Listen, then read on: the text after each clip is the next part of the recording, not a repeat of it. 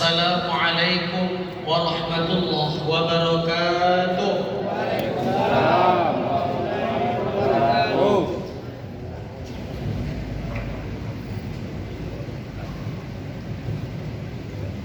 Tanam pinang rapat-rapat agar puyuh tak dapat lari.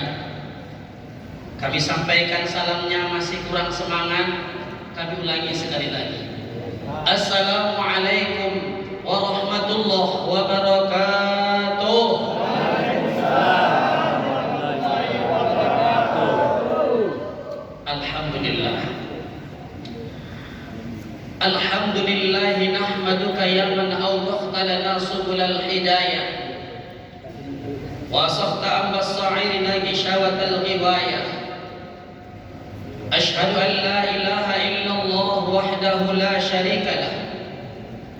Lahu ashhadu anna Muhammadan abduhu wa rasuluh man la nabiyya ba'dah. Rabbi israh lana ya Allah sudurana wa yassir lana ya Allah umurana fid dunya wal akhirah. Wahlul 'uqdatam min lisana yafqahu qawlina waj'alna waziran min ahlina. Radina billahi rabba wa bil islami dina wa bi Muhammadin nabiyya wa rasula. Rabbi zidna ilma warzuqna fahma wa alhiqna bis salihin walhamdulillahi rabbil alamin. Bersyukur kita kepada Allah, diberikan kepada kita nikmat sehat, nikmat hidup, nikmat kesempatan. Dalam Al-Quran Allah Subhanahu wa ta'ala memberikan isyarat gambaran bahwasanya orang-orang yang telah mati di alam kubur, ternyata nikmat yang paling besar yang mereka tahu adalah nikmat hidup. Ternyata orang yang ahli ibadah, nikmat yang sangat besar bagi mereka tahunya adalah nikmat hidup. Yang ahli zikir, yang ahli puasa, ahli sedekah, ahli salat, ahli tahajud, ahli qiyamul lail, mereka mengatakan di alam kubur, ya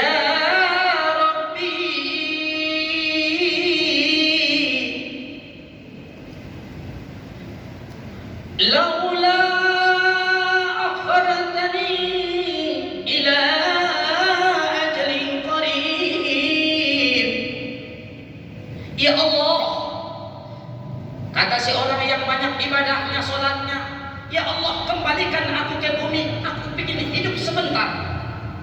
Orang yang kaya seperti itu, orang ahli zikir seperti itu, ahli puasa seperti itu, mengatakan, ya Allah kembalikan aku kepingin sebentar hidup di atas permukaan bumi. Kenapa? Karena mereka ingin menambah kebaikan. Karena mereka ingin hidup seperti kita, menambah kebaikan, menambah kemuliaan, menambah goresan nilai-nilai yang baik di mata Allah Subhanahu wa ta'ala. Ila ajalin qarib, walaupun sebentar ya Allah, walaupun sesaat ya Allah, walaupun sekejap ya Allah. Ternyata kita dari pagi telah beraktivitas. Sekalipun tadi malam kita tidak mengangkat kedua tangan kita pada waktu mau terbaring di atas tempat tidur. Bismika Allahumma ahya wa bismika amut, sekalipun kita tidak bacakan. Bangun kita ternyata diizinkan Allah untuk masih melanjutkan hirupan napasnya. Tadi pagi, walau sekalipun kita tidak mengucapkan alhamdulillahilladzi ahyana ba'dama amatana wa ilaihin nusur. Ternyata Allah masih mengizinkan kita hidup pada hari ini. Saudaraku, saudariku yang dirahmati Allah, bersyukur kepada Allah. Ternyata pertemuan ini adalah bukan pertemuan sembarangan. Ternyata pertemuan malam ini adalah bukan pertemuan ucuk-ucuk. tiba-tiba. Tapi ternyata kalau kita lihat daripada hadis Rasulullah Shallallahu Alaihi Wasallam menyampaikan, sahabatku, sahabatku, singgahlah kalian di taman surga. Sahabat diam. Sahabat melihat ke depan ada pasir, ke kanan ada pasir, ke kiri ada pasir. Hanya sahabat-sahabat yang duduk bersender. Ya Rasulullah, mana taman surga? Oh, taman surga adalah tatkala kalian hadir di majelis ilmu. Ini adalah orang-orang yang rakus terhadap ilmu. Ini adalah orang-orang yang rakus terhadap ridha Allah.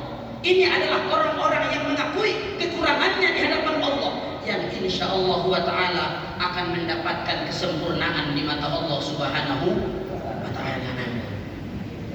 Wahai Rasulullah, di manakah taman surga itu? Taman surga itu adalah tatkala engkau hadir di majelis ilmu. Alhamdulillah, dengan nikmat sehat, nikmat kuat, kesempatan kita berkumpul di majelis yang sangat mulia ini.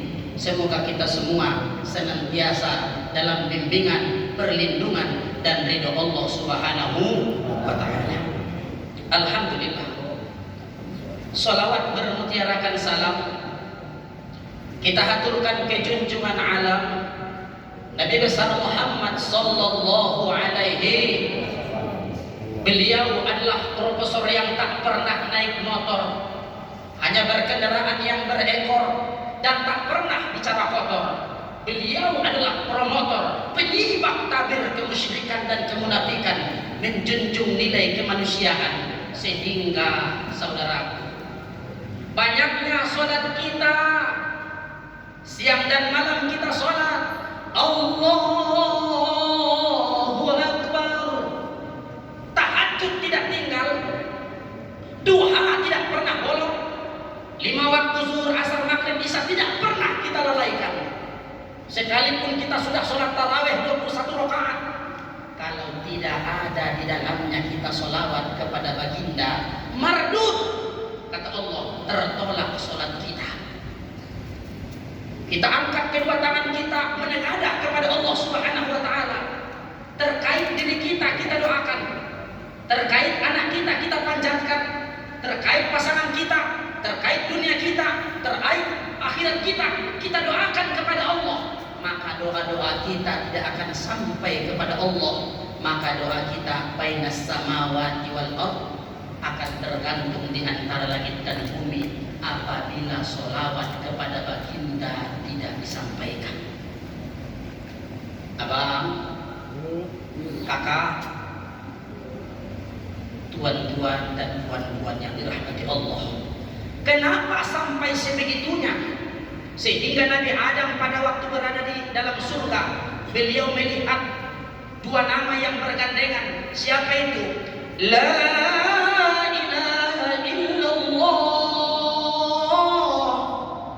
Muhammadur Rasulullah. Ada apa? Bukankah makhluk yang pertama yang diturunkan, yang menikmati surga? Kenapa ada di samping nama Allah ada seorang hamba? Berarti orang ini bukan sembarangan. Berarti orang ini bukan main-main. Ternyata Nabi Muhammad digandengkan kepada Nabi Allah. Nabi Muhammad akan digandengkan pada waktu sholat. Nabi Muhammad akan digandengkan pada waktu doa. Karena apa? Tidak lain dan tidak bukan adalah karena pengorbanan adalah salah satu tingginya nilai ibadah seseorang, beratnya timbangan amal ibadah seseorang, mulianya kedudukan seseorang karena pengorbanan.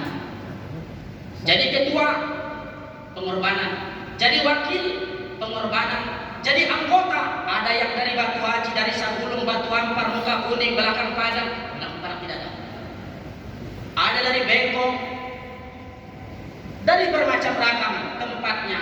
Datang ke sini adalah butuh pengorbanan. Nabi Muhammad berdarah pelipisnya, lepas gigi gerahamnya, berdarah mata kakinya, tetap ternyata tidak akan ada sholat seseorang yang akan diterima kalau tidak dengan sholawat. Tidak akan ada doa seseorang diterima kalau tidak ada di dalamnya sholawat. Ternyata karena pengorbanan Nabi Muhammad SAW. Allahu Akbar, rukuk dalam sholatnya ditimpai, dilempari dengan kotoran onta, kotoran keledai. Mengeluhkah dia? Tidak. Menangiskah dia? Tidak. Apakah dia mengangkat tangannya kepada Allah? Ya Allah, siksa si fulan, hancurkan si fulan? Tidak. Dilempari oleh kaumnya pada waktu menyebarkan kalimat tauhid. Apa kata nama malaikat Jibril? Ya malaikat, ya Muhammad, ya Muhammad, angkat tanganmu Muhammad, angkat tanganmu. Sekali engkau mengangkat tanganmu, gunung ini akan aku timpakan kepada kaum yang jahil itu, yang melemparimu dengan batu, yang menyampaikan kepadamu engkau adalah orang gila. Apa kata Nabi Muhammad? La wallah, tidak malaikat Jibril, mereka tidak tahu. Angkat Muhammad, jangan. Mereka tidak tahu ternyata sholat. Abangku, kakakku, saudaraku, saudariku, bapak-bapak dan ibuku yang dirahmati Allah, pertemuan ini adalah pertemuan yang dimuliakan oleh Allah Subhanahu wa taala, penuh dengan perjuangan.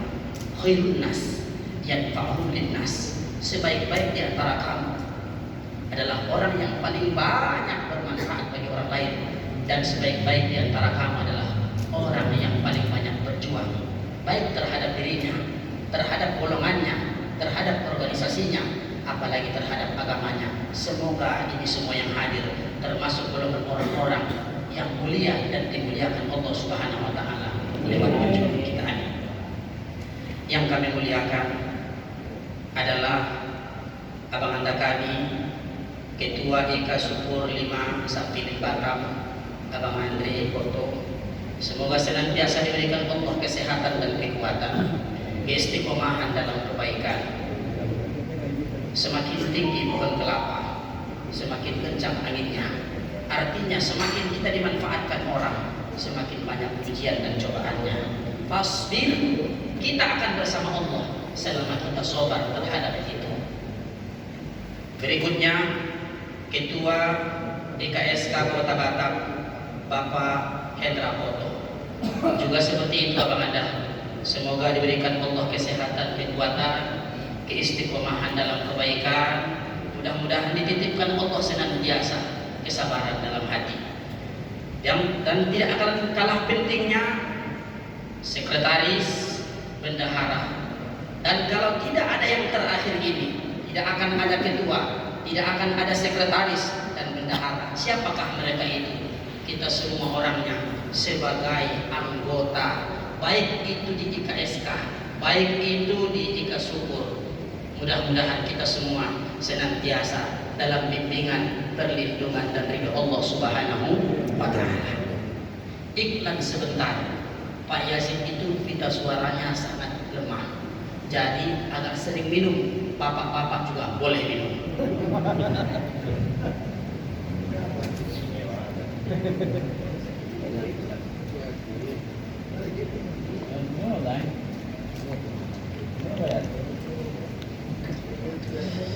Jamaah sehat, alhamdulillah.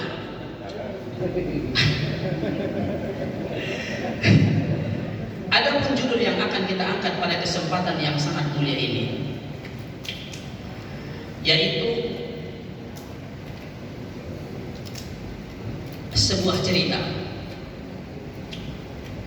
Kalau ditanya, yang sebelah kanan, sebelah kiri, sebelah depan, baik yang duduk berhadap sana atau duduk berhadap sini, semuanya, besar kecil, tua muda, sehat sakit, kalau ditanya, inginkah hidup tenang?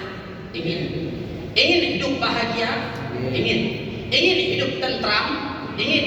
Ingin hidup nyaman? Ingin. Siapapun yang apabila kita ditanya, muslim dengan non-muslim, ingin hidup tenang. Ternyata pertanyaan ini dahulu kala sudah ada. Datang anak muridnya Imam Ghazali pada waktu Imam Ghazali melintasi sebuah pasar. Assalamualaikum. Assalamualaikum ya imamina. Waalaikumsalam, kata Imam Ghazali. Ada apa wahai anak murid? Begini wahai guru. Ternyata yang lain datang. Datang satu dari pasar. Wahai guru kami, wahai tuan, wahai Pak Ustaz, wahai Kiai, kami mau bertanya, ada apa? Mau menanya apa? Mengacungkan tangan satu. Saya wahai tuan, dulu aku bercita-cita ingin mendapatkan ketenangan, ketentraman, kedamaian lewat apa? Lewat jabatan yang tinggi. Aku kepingin kemana aku pergi dihormati dan dilayani. Ternyata yang aku harapkan salah satu di antaranya adalah tanda tanganku berharga di tengah-tengah masyarakat dan kaumku. Jadi apa? Kata Imam Ghazali, wahai imam, jabatan itu telah aku duduki. Bagus, alhamdulillah.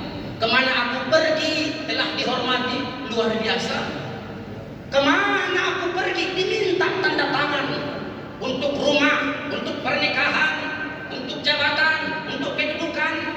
Alhamdulillah, berarti cita-citamu telah tercapai. Iya wahai imam, tapi wahai imam, satu yang belum saya dapatkan. Gelar aku sudah dapatkan, kedudukan telah aku dapatkan, pujian telah aku dapatkan, layanan telah aku dapatkan, tapi aku tidak mendapatkan ketenangan. Tidak aku dapatkan ketentraman. Tidak aku dapatkan kedamaian. Oh begitu. Itu pertanyaannya. Iya wahai imam. Saya imam. Mengacungkan lagi tangan satu lagi. Ya wahai anakku. Ada apa?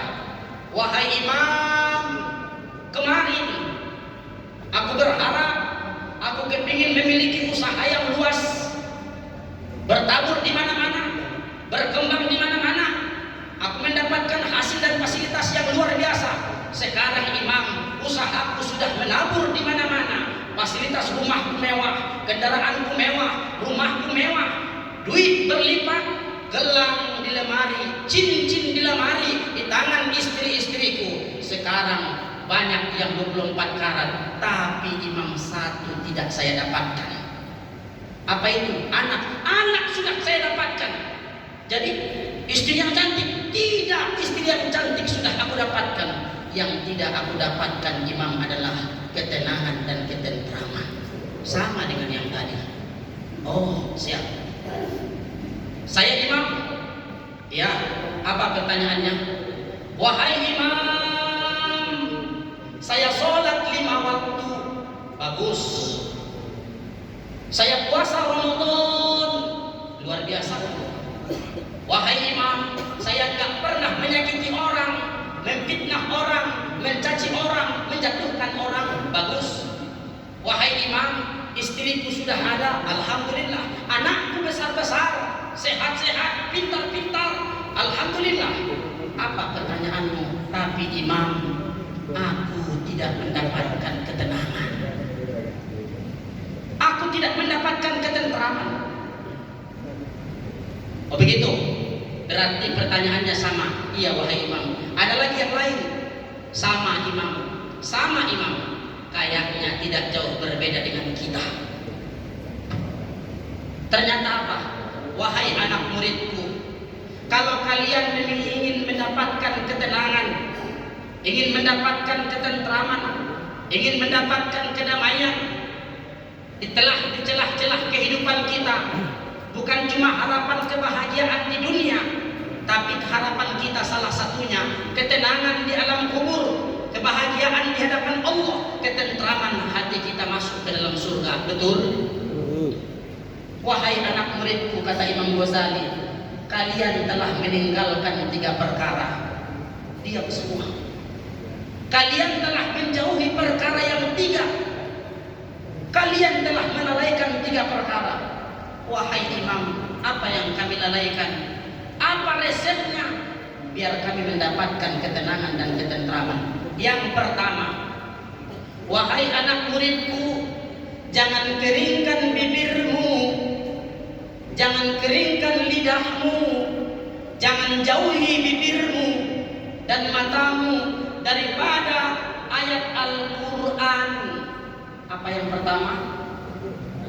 Al-Quran. Al-Quran huwa shifa. Al-Quran adalah penyejuk hati, obat. Nawwiru buyutakum, nawwiru buyutakum bitilawatil Quran. Tadi saudara kita telah membacakan Al-Quran. Nawwiru buyutakum, hiasilah rumahmu. Ternyata rumah itu ada dua. Apa? Ternyata rumah itu ada dua. Yang pertama rumahnya iman, inilah dia. Rumahnya iman, pintunya ini, jendelanya kedua mata ini. Sedangkan rumahnya tubuh kita, yang kita bangun, yang kita hiasi dengan pernak-pernik bermacam ragam perhiasan. Ternyata apa kata Rasulullah? Nawwiru buyutakum bitilawatil Quran. Kita teringat dengan orang tua kita dulu di kampung. Bagaimana? Mereka gajian cuma 1 kali 4 bulan, paling cepat. Ada yang 1 kali 6 bulan.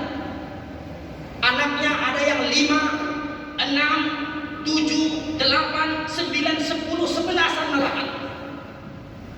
Tapi gajian mereka cuma 1 kali 6 bulan, paling cepat 1 kali 4 bulan. Kapan itu Pak Ustaz? Menanam padi. Berangkat pagi, anaknya pergi SR, sekolah rakyat. Ada yang ke SD. Mereka pergi suami istri, bahkan membawa anak yang kecil lagi ke sawah. Bekerja dari pagi. Allahu Akbar, Allahu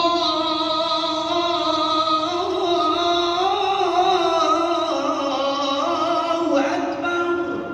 Di celah-celah itu mereka sholat. Zuhur 4 rakaat, asar 4 rakaat. Pulang kadang-kadang ke rumah sudah mau gelap. Sampai di rumah sudah azan maghrib. Mereka mandi, tidak langsung jendela ditutup, tidak langsung pintu ditutup. Yang mereka sesudah sholat maghrib dihidupkan lagi lampu dari minyak tanah. Ada lagi lampu dari tromak yang dipompa. Apa yang mereka baca? Mereka nggak punya gelar yang tinggi, nggak punya jabatan yang hebat, nggak punya kedudukan yang luar biasa. Gaji cuma 1 kali 4 bulan, itu pun karena panen apabila tidak terkena hama. Selepas maghrib apa yang mereka buka? Dari rumah yang reot, yang beratapkan ilalang, berdinding bambu, berlantai tanah. Bismillahirrahmanirrahim.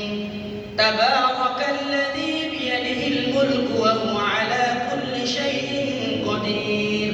Enggak sebagus itu suaranya.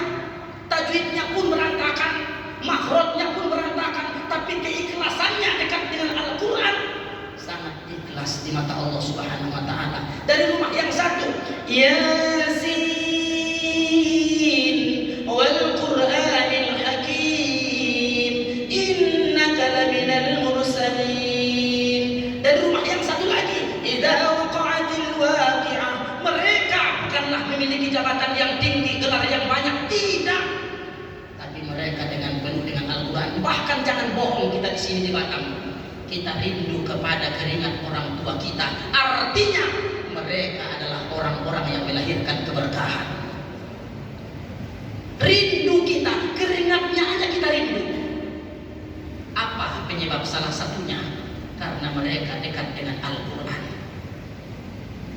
Tidak perlu bagus-bagus suaranya, tidak perlu makhrajnya, tajwidnya, sifatul hurufnya harus mantap, tidak. Tapi kedekatan kita dengan Al-Quran. Ternyata kalau kita baca Al-Quran menenangkan hati. Tidak harus 1 gelondong 30 juz. Yang penting baca. Hari ini baca 3 ayat, besok 3 ayat, lusa 3 ayat. Ternyata bagaimana orang tua kita dulu? Ada yang gak sekolah pesantren tapi keyakinan tauhidnya terkenal orang Sumatera Barat. Buya Hamka salah satunya adalah pelopor tauhid dari Sumatera beliau adalah pengarang kitab tafsir yang paling diambil rujukan dari dibawa ke Timur Tengah.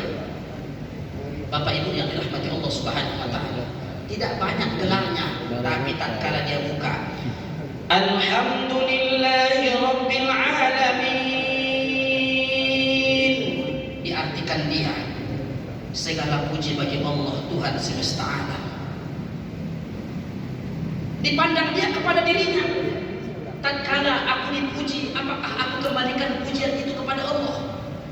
Tatkala memiliki anak, tatkala memiliki istri, tatkala mendapatkan rezeki, tatkala mendapatkan jabatan, tatkala mendapatkan kedudukan, tatkala mendapatkan pujian, apakah pujian itu aku kembalikan kepada Allah? Makanya orang dulu nggak banyak gelarnya, tapi keyakinannya terhadap Al-Quran, kedekatannya kepada Al-Quran sama dekatnya dengan kedekatannya kepada Allah Subhanahu wa taala.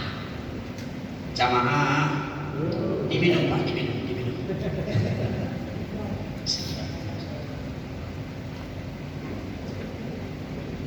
Yang kedua, wahai anak muridku, jangan sunyikan hatimu, jangan sunyikan hidupmu, jangan sunyikan keluargamu. Dari mana? Dari sholat malam. Karena sholat malam itu adalah perbincangan dua orang hamba. Musim FB, banyak orang yang curhat lewat Facebook. Sekarang ada grup WA, banyak orang yang curhat grup WA. Lupa kadang-kadang yang memberi kesehatan, yang memberi kekuatan, yang memberikan rezeki, yang memberikan kesempatan. Semua kalau kita ditanya, siapa yang memberikan itu semua? Allah. Tapi kenapa apalagi anak-anak kita yang akan datang, yang jauh daripada agama, curhat dia adalah bukan kepada Allah yang utama. Pada waktu tahun 2008, Pak Yazid menyampaikan kepada anak murid, anak-anak semua, ada apa Pak Ustadz? Tahun 2020 ke atas akan sangat banyak orang-orang yang gila. Kenapa begitu Pak Ustadz? Buktikan ucapan Pak Yazid ini nanti tahun 2020. Dulu saya datang ke Batam tahun 2005. Saya cari orang gila. Yang saya jumpa cuma satu orang. Itu ada di Jodoh, di pasar apa namanya itu? Pasar Jodoh itu. Tanjung Pantun, betul, ada di tangga-tangga itu. Cuma satu-satunya itu aja manusia yang saya jumpai. Mohon maaf. Orang gila. Tapi sekarang mencari orang gila adalah sangat mudah. Pertanyaannya apa Pak Ustaz? Pertanyaannya adalah dha'ifu yakinahu, karena sudah lemah keyakinannya. Dia menganggap kalau tidak ada rezeki tidak bisa makan, kalau tidak bekerja tidak bisa hidup. Lupa kepada Allah, lupa kepada Allah. Siapa orang yang sering sholat tahajud? Tidak harus 8 rakaat, tidak harus 11 rakaat, tidak harus 13 rakaat. Istiqomahkan 2 rakaat. Allahu Akbar. Sholat tahajud 2 rakaat. Sholatnya nabi-nabi Allah sebelum Nabi Muhammad melaksanakan perintah sholat 50 waktu. Nabi-nabi itu semua disuruh sholat tahajud, yang disebut dengan sholatul lail, sholat malam. Alhamdulillahi Rabbil Alamin. Nikmat apa lagi yang kita bohongi? Dulu kita tidak membawa satu helai kain pun dari rahim ibu kita. Kita tidak membawa HP, nggak membawa makanan. Tapi sekarang kita sudah punya baju, bisa melihat. Dulu nggak bisa berbicara, sekarang bisa. Dulu nggak bisa berjalan, sekarang bisa berjalan. Apa kata utama yang paling mulia di mata Allah? Alhamdulillahi Rabbil Alamin. Apa dijawab oleh Allah dalam tafsirnya?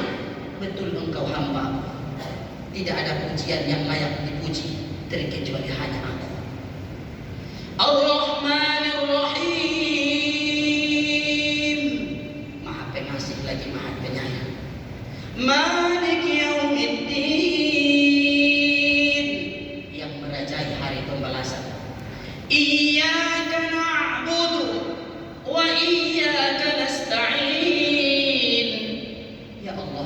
kepadamu kami menyembah dan kepadamu kami minta pertolongan. Dijawab oleh Allah, Assalamualaikum warahmatullahi, Assalamualaikum warahmatullahi. Angkat kedua tanganmu, maka tidak ada lagi perantaraan di antaramu dengan Allah tatkala kita melaksanakan sholat tahajud.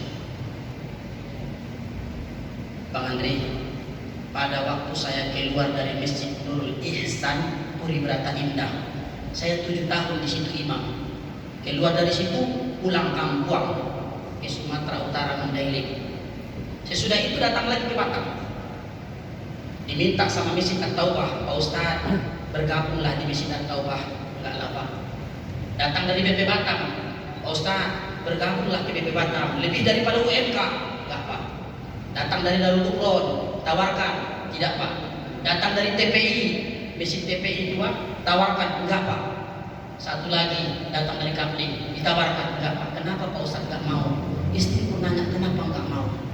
Adek, di masjid ini adek, kita 1 orang, jamaah 100 orang, kita akan disoroti 100 orang. Miring aja peci kita sikit, kayaknya Pak Ustaz itu sudah mulai stres. Baru miring pecinya, itu pun karena buru-buru.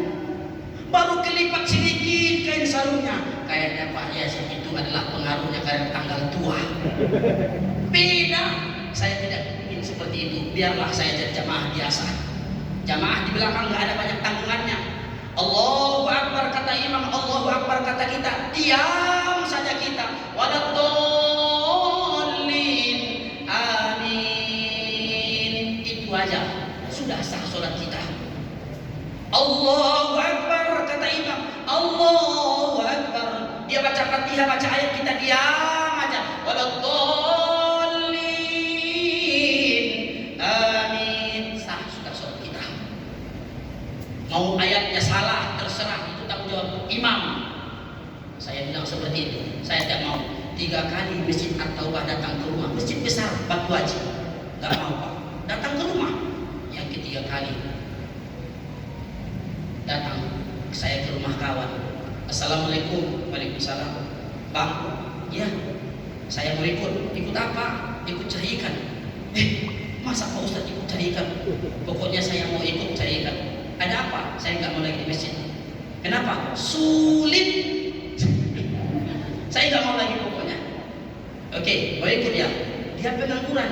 Bang, saya juga pengangguran. Kita cari ikan. Oke lah kalau begitu, nanti sore datang. Oke siap Bang. Sore, ya Allah ya Tuhan, dia punya anak 3, saya punya anak 2, istri 1-1. Jadi Bapak, saya berpikir ya Allah, kalau kami dapat ikan, pasti dia akan berpikir membaginya ke saya.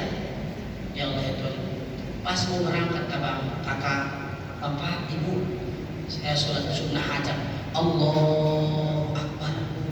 Surat sunat hajat apa? Mau pergi nangkap ikan. Allahu Akbar. Saksinya masih ada hidup sampai sekarang, istri saya. Alhamdulillahirabbil alamin waladdallin. Baca surah-surah pendek. Assalamualaikum warahmatullahi, Assalamualaikum warahmatullahi. Salat sunnah hajat 2 rakaat, pergi dan nangkap ikan. Dari sore selepas asar ke Marina sampai menjelang maghrib dapat 13 kilo. Kaget, dia aja kaget, saya biasa aja. Karena saya takut dia nanti merasa menyesal bawa saya. Saya jadi biasa aja. Wih, luar biasa Pak Ustaz, dapat. Sebentar-sebentar nangkap, dapat 13 kilo. Ikan gabus hampir 10 kilo. Jadi pergi ke rumahnya. Apa dalam hati? Ya Allah, tidak nyesal dia bawa saya. Alhamdulillah ya Allah. Dapat sampai ke rumahnya, jumpa sama istrinya, diperlihatkan ikan yang banyak ini, senyumnya luar biasa. Gigi semua sudah di wajahnya. Bahagia istrinya, langsung dijualkannya. Besok pagi kamu datang ya, kata ya. Datang. Jam berapa kita berangkat Bang? Jam 8. Sebelum berangkat saya sholat hajat lagi Bapak, Ibu, Abang, Kakak 2 rakaat. Allahu Akbar. Pertemuan kedua bersama ikan. Sholat hajat. Dapat lagi kami ke simpang Barelang. dapat lagi banyak ikan. Ikan nila ya Allah ya Tuhanku. Dapat lagi banyak. Alhamdulillah ya Allah. Dibagi dia yang tadi malam dapat, dibagi dia rezekinya sebahagia. Terima kasih banyak Bang. Pokoknya enggak imam di masjid. Bebas. Mau sholat di pinggir laut boleh. Mau sholat di pinggir kali bebas. Enggak ada yang nengok-nengok, bebas pokoknya. Saya bilang sama istri, merdeka saya bilang. Jadi seperti itulah anak santri kalau sudah dilepas. Pertemuan kedua dapat ikan banyak. Pertemuan ketiga, saya datang ke rumah abangku. Assalamualaikum. Waalaikumsalam. Kak, abang kemana? Adik, mohon maaf ya dek ya. Ada apa kak? Abangmu sama adikmu sudah pergi duluan nangkap ikan. Oh ya nggak apa-apa. Jam berapa pulang? Lebih kurang nanti jam-jam 2-an. Oh iya, mudah-mudahanlah dapat banyak. Saya pulang ke rumah. Sekitar jam 2-an saya datang. Pas saya datang, mereka datang. Udah murung. Bang, sehat bang? Sehat, alhamdulillah. Mohon maaf ya dek ya. Udah lemas, udah letoy, lunglai, loyo, lepe. Bang, mohon maaf kenapa bang? Gak ada. Adek mohon maaf ya dek ya. Kenapa bang? Banyak dapat? Cuma 3 ekor deh. Dalam hati kualat bukan banget. Apa yang dapat kita kutip pada kesempatan yang kedua ini? Yaitu kita yakini Allah yang memberi kesehatan, kekuatan, rezeki, terutama ketenangan. Banyak orang yang lebih kaya daripada kita, yang lebih sehat daripada kita, yang lebih kuat daripada kita, yang lebih sempurna ekonominya daripada kita. Tapi mereka tidak mendapatkan ketenangan, tidak mendapatkan kedamaian, tidak mendapatkan ketentraman. Sehingga mereka apa? Bertabur kemana-mana. Mereka shopping, ternyata habis dari shopping ternyata tidak tenang. Mereka pergi tur satu kota ke kota yang lain, dari negeri ke negeri yang lain. Ternyata pulang dari sana senyumnya cuma 10 hari, bahagianya cuma 11 hari. Pulang dari sana tetap tidak akan merasakan ketenangan dan ketentraman. Ternyata di mana salah satu ketenangan? Tatkala Allahu Akbar, Alhamdulillahirabbil alamin. Ternyata itu menyejukkan hati, menenangkan jiwa, mengkontrol diri dan nafsu kita. Ternyata disitulah lahirnya keberkahan tatkala kita berbicara dengan Allah. Maka jangan kita merasa heran, oh orang itu gajinya di bawah UMK, tapi tidak ada percecokan rumah tangga. Orang itu sudahlah kontrak, rumahnya biasa aja, gajinya di bawah UMK, tapi kok kenapa masih bisa berbuat baik? Masih bisa ketawa-ketawa dengan istri dan anak-anaknya. Seperti halnya hidupnya orang-orang yang mewah. Salah satunya bisa jadi karena mereka mendapatkan keberkahan hidup daripada sholat. Sholat apa diutamakan?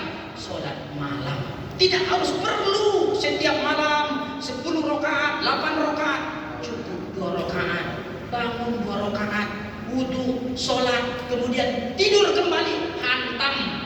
Tapi ingat, jangan sampai lewat sholat subuh. Sholat sunnah dikejar, sholat subuh lewat, sholat wajib lewat. Jangan. Sholatlah engkau, karena sholat itu adalah menenangkan hatimu. Yang ketiga ini Allah malu melihat orang ini. Allah malu. Ada sebuah cerita orang yang sangat miskin di zaman Nabi Musa. Apa kata istrinya? Abang, iya deh. Bukankah abang sangat dekat kepada Nabi Musa kalamullah? Iya. Kalau begitu bang, bilanglah sama Nabi Musa, biar dia berdoa kepada Allah, biar kita menjadi orang yang kaya. Tapi bang, minta sama Nabi Musa, kaya kita cuma setahun aja. Kayaknya kita tidak seperti itu. Kalau mintanya kayaknya seumur hidup, bahkan 7 keturu. Iya kan?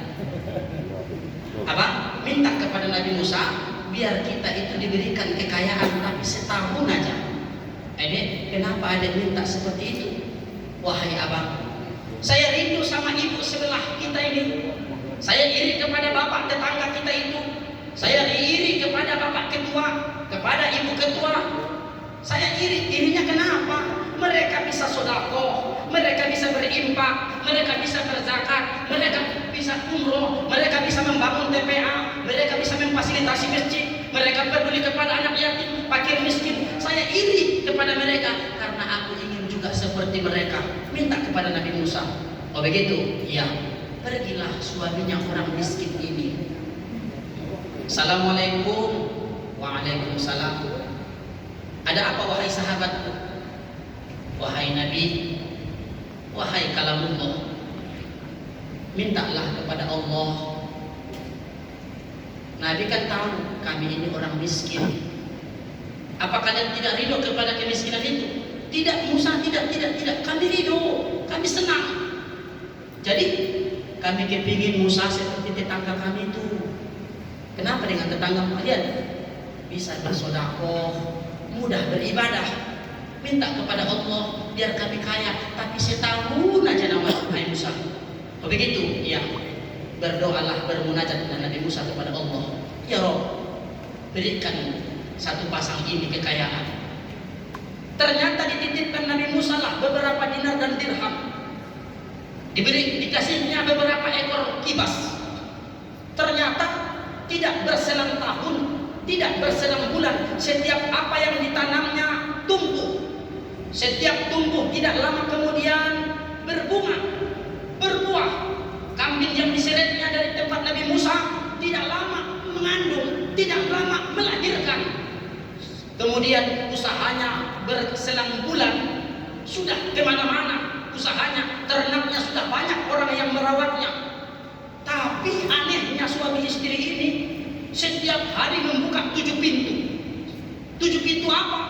Siapa orang yang membutuhkan, anak yatim sini kasih, butuh tidak butuh kasih, fakir miskin sini kasih, sabilillah sini, gorim sini, gorim yang berhutang sini, semuanya dikasih. Pokoknya orang yang butuh dengan yang tidak butuh dibagi. Senyum terus orang yang tua ini. Ternyata lewat 1 tahun. Sudah lewat 1 tahun. Ingatlah suaminya, adik, ada apa? Ini kan sudah lewat 1 tahun. Jadi bukankah kemarin kita minta sama Nabi Musa, kayaknya cuma 1 tahun? Iya ya. Kenapa Allah belum tarik harta kita ini? Bilang sama Nabi Musa, biar Allah tarik semua harta kita ini. Kalau biasanya kalau kita lah orangnya, kalau bisa jangan ditarik lah. Tapi beda dengan keluarga yang soleh, yang 2 orang ini, yang qanaah ini, yang suka merasa cukup. Wahai Musa, assalamualaikum. Waalaikumsalam. Musa, ada yang lupa ya? Lupa apa kata Nabi Musa? Bukankah kemarin kami meminta kepada saudara, kepada Nabi, kami meminta kaya cuma setahun, sekarang sudah 1 tahun lebih. Oh iya. Minta lagi bermunajat. Ya Rabb, hambamu yang 1 pasang yang kemarin yang miskin, yang meminta 1 tahun untuk jadi kaya, sekarang mereka sudah kaya, cuma setahun, sekarang sudah lebih setahun. Kenapa wahai Allah belum ditarik lagi rezekinya, belum ditarik lagi kekayaannya? Dijawab oleh Allah, ya Musa, kaifa inni, bagaimana aku mampu menarik hartanya, menarik rezekinya, yang saya hidupkan mereka cuma sepasang suami istri, mereka menghidupkan banyak orang. Saya kasih mereka makan dan minum cuma 2 orang, mereka kasih makan minum untuk banyak orang.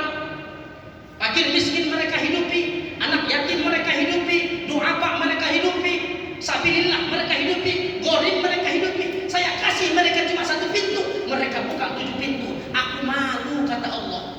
Ar-Rahmanir Rahim, Maha Pengasih lagi Maha Penyayang, itu adalah sifatku. Al-Ghani, saya adalah yang Maha Kaya. Aku malu melihat hambaku yang 2 ini kalau aku tarik rezeki itu dari mereka. Biarkan mereka kaya selama-lamanya. Saudaraku, apa yang dapat kita kutip dari yang ketiga ini? Yang ketiga, tidak ada sebuah cerita, belum ada sejarahnya, semakin bersedekah, semakin berbagi, semakin peduli, semakin membantu, justru semakin melarat, semakin miskin, semakin habis usahanya. Tidak ada, tapi semakin terbuka tangan kita, semakin membantu kepada orang, semakin peduli kepada orang. Ingat, keberkahan Allah akan buka kepada kita. Pintu rezeki Allah akan sodorkan kepada kita. Pintu kemuliaan Allah akan tawarkan kepada kita.